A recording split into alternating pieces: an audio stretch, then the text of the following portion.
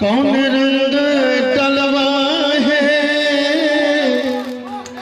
और कौन रंग चुनरी माँ के और कौन रंग डलवा है अका करे हन बेटवा करे मैया के बेटवा है करे हन बेटवा करे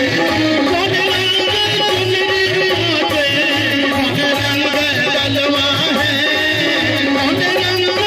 चुनरी माँ के कौन रंग डलवा है करे हन बेटवा करे मैया के पूजवा है करे हन बेटवा करे मैया के झूमर में एक ताली वाले चाहिए जिनका भगवान हाथ देने से ताली बजाकर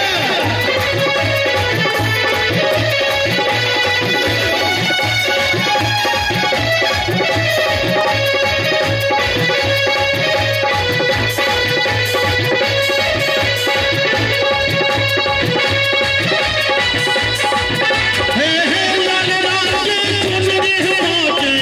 सब रंग डलवा है लाल लाल के चुनरी माँ के सब रंग डलवा है भगता के बेटवा करे भगता के बेटिया करे मैया के पूजवा है भगता के बेटिया करे मैया के पूजवा है भगता के बेटिया करे किजली मैया हमर माँ के भरिला मई कलशा है किजली मैया हमर माँ के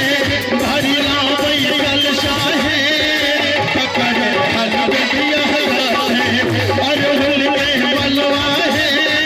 पकड़े हन बेटिया करे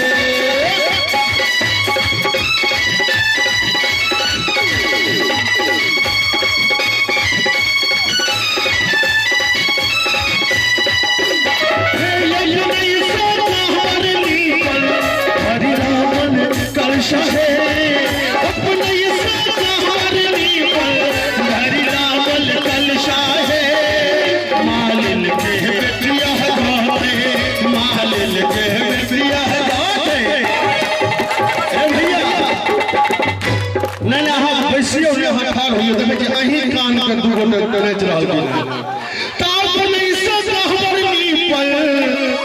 भरी लावल कलशा है अमालिन के